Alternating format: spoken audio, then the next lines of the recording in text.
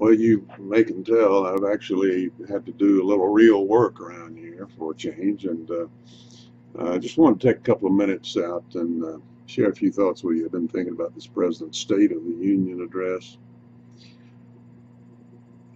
Ever since the time of Napoleon, democracies have always feared the man on horseback.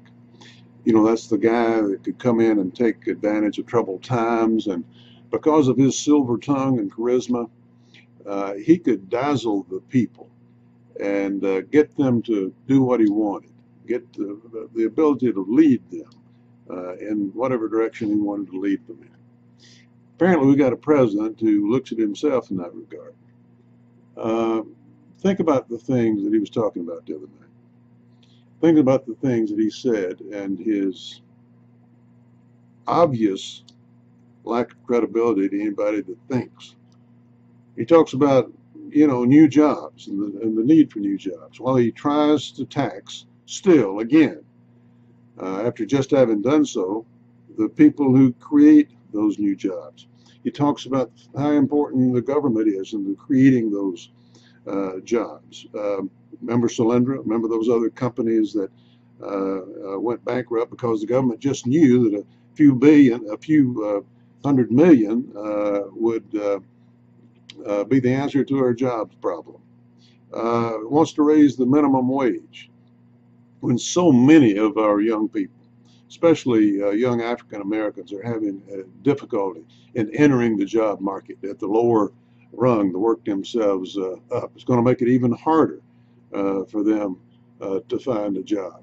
He talks about how proud he is of the fact that we're producing so much oil and gas when he's done everything in the world that he can do to demonize and use as whipping boys the people who produce the oil in this country.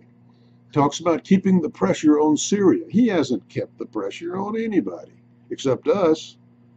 60,000 people, innocent people, have died in Syria while that dictator has had his will, as our president sat on his hands.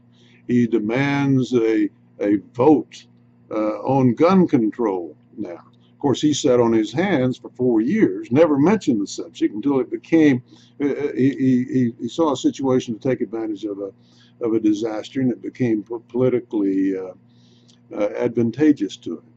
Problem is, he can't get a vote in the Senate because Democrats don't want to vote on the issue either. They're not going to commit political suicide because the president wants international applause. Immigration reform, again, sat on his hands for 4 years, didn't do anything until the Republicans raised their heads on the issue. Now he wants to get out in front and lead that parade. And the idea of cutting spending, it would decimate our economy. It would just kill the innocent and the young and the old and all the in-between.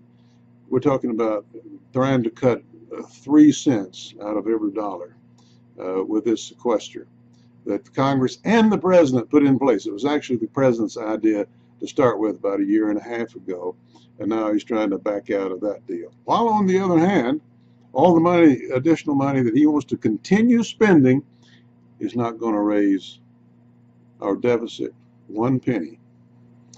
1 penny. You know, sometimes I fear for our country when I listen to such as this and know that he's reaching millions of people.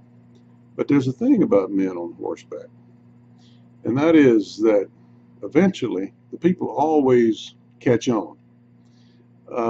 In his zeal to keep his foot on the neck of the Republican Party and destroy them if he can, he's overreaching and he's misjudging the American people, in my estimation. I think you're going to see evidence of that in next year's off-year congressional elections. There's a thing about men on horseback. They always have a Waterloo. See you later.